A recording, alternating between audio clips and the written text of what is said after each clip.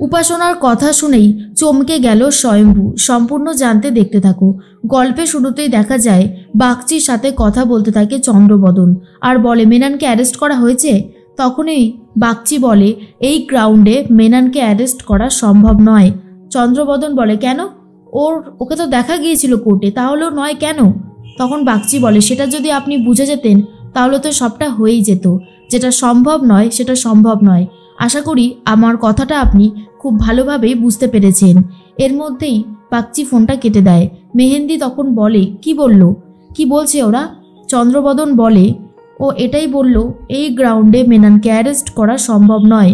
মেনানের সাথে যে ছিল তাকে এখনও ট্রেস করা যায়নি। মেহেন্দি বলে সেটাই তো কথা, আর বাচ্চাটাকেও বাঁচাচ্ছে কেউ একজন। কে সে সেই জানাটা খুবই দরকার। ওর নাম হয়েছে দুর্গা মুখার্জি। জয় সান্যালের মেয়ের নাম হলো দুর্গা মুখার্জি। কিন্তু আসল সত্যিটা জানার সময় এবারে এসে গেছে। চন্দ্রবদন বলে সেটাই তো হলো লাখ টাকার কথা।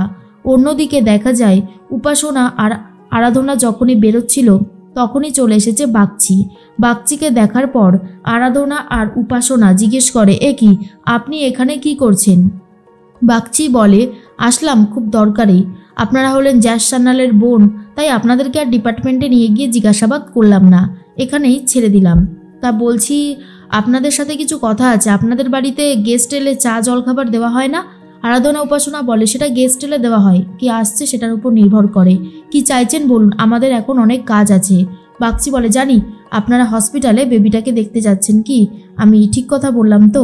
আরাধনার উপাসনা বলে একদমই ঠিক কথা বলেছেন। বাগচি তখন বলে আমি জ্যাস সান্যালের সৎকারের ব্যাপার নিয়ে কিছুটা কথা জানতে এসেছি। যখন ওকে পোড়ানো হচ্ছিল তখন আপনারা কারা কারা উপস্থিত ছিলেন? এরপর আরাধনা উপাসনা বলে আমি ছিলাম, ও ছিল, আর আমাদের আরেক বোন মৌমা ছিল। কেন বলুন তো? বাগচি তখন বলে স্বয়ম্ভু ছিল না? এরপরে আরাধনা বলে না, স্বয়ম্ভুদা তখন ডিপার্টমেন্টের কাজ সামলাতে ব্যস্ত ছিল, সে তো ছিলই না, থাকলে তো অন্য একটা ব্যাপার হতো। এর মধ্যেই বাগচি তখন বলে আচ্ছা কোন শ্মশানে পোড়ানো হয়েছিল? আরাধনা বলে মহাশ্মশানে। আর কিছু জানতে চাইছেন? আর সব থেকে বড় ব্যাপার সাধু বটব্যাল তো উপস্থিত ছিল, সে তো সবটাই দেখেছে। আর আমরা তো কাগজপত্র আগেই জমা দিয়েছিলাম, অসুবিধাটা কি হয়েছে আমি তো সেটাই বুঝতে পারছি না। বাগচি বলে ওগুলো তো জাস্ট কাগজপত্র, ওর ওপরেও অনেক কথা থাকে যেটা জানাটা খুব দরকার, সেই জন্যই তো আমি জানতে এলাম। ম্যাডাম এত বিরক্ত হবেন না, বিরক্ত হয়ে কোনো লাভ নেই জানেন তো। অন্যদিকে দেখা যায় মেহেন্দি মনে মনে একটা কথাই ভাবছিল যে কে বারবার করে এই বাচ্চাটাকে বাঁচাচ্ছে সেটা জানাটা খুবই দরকার। এর মধ্যেই স্বয়ম্ভু দাঁড়িয়ে সবটা শুনতে থাকে। বাগচি তখন বলছিলাম যে জয় সান্যালকে যারা পুড়িয়েছে তাদেরকে দেখলে চিনবেন তো? আর আরাধনা উপাসনা বলে হ্যাঁ চিনবো না কেন, অবশ্যই চিনবো। আপনি কি এখানে দাঁড়িয়ে দাঁড়িয়ে এই কথাগুলোই বলবেন? বাগচি তখন বলে না, আর কিছু জানার নেই, যখন জানার থাকবে অবশ্যই কথা বলবো। এর মধ্যেই স্বয়ম্ভুকে দেখে আরাধনার উপাসনা বলে স্বয়ম্ভুদা তুমি এখানে কি করছো? স্বয়ম্ভু তখন বলে বাগচিদা যে প্রশ্নগুলো জিজ্ঞেস করলো সেগুলো নিয়ে সন্দেহটা আমারও রয়েছে, আমিও সবটা জানতে চাইছি। সেদিন কারা কারা উপস্থিত ছিল? মেহেন্দি ছিল না? এরপর উপাসনা বলে না, মেহেন্দি সেদিন ছিল না, আমরা তিনজনাই ছিলাম। আর তোমার হাতে তো অস্থি তুলে দেওয়া হয়েছে, তুমি বললে বেনারসের গঙ্গায় দিয়ে আসবে, তাহলে গেলে না কেন? আর ওই বাচ্চাটাকে প্রোটেক্ট করো, ঠিক আছে? কথাটা ভালো করে মাথায় রেখো, জগদ্ধাত্রীর শেষ সম্বল বলতে পারো।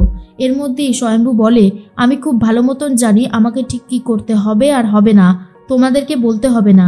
উপাসনা বলে আমরা এখন বেরোবো, তুমিও এখান থেকে চলো, এই বাড়িতে চা করে দেওয়ার জন্য কেউ বসে নেই, তাই এখানে থেকে কোনো লাভ নেই। স্বয়ম্ভু যেতে পারে না, এই বাড়িটায় অনেকগুলো স্মৃতি ছিল জগদ্ধাত্রীর সাথে, সেটাই ভাবনা চিন্তা করতে থাকে। আরাধনা আর উপাসনা পৌঁছে গেছে হসপিটালে। সেখানে জগদ্ধাত্রীর সাথে কথা বলতে থাকে আর বলে ডিপার্টমেন্ট থেকে বাগচি এসেছিল, আমাদের অনেক প্রশ্ন জিজ্ঞাসাবাদ করলো, আর বোঝা যাচ্ছে ও আমাদেরকে সন্দেহ করছে, মানে সৎকার করা নিয়েই কথা বলছিল। জগদ্ধাত্রী তখন বলে ঠিক আছে, পরবর্তী স্টেপ তাহলে তারিণীদা হতে চলেছে। এরপর যেখানে পোড়ানো হয়েছিল সেখানের একজন কর্মচারী, তারিণী নাম তার, তাকে ধরেছে বাগচিরা আর বলে শুনুন আপনি তারিণী তাই তো? আপনি আমাকে বলুন তো এই ছবিতে যাকে দেখছেন তাকে চিনতে পারছেন? জগদ্ধাত্রীকে দেখে চিনতে পারেনি তারিণী, আর বলে কেন বলুন তো? এরপর বাগচি বলে একে তো পুড়িয়েছিলেন আপনারাই, চিনতে পারছেন না?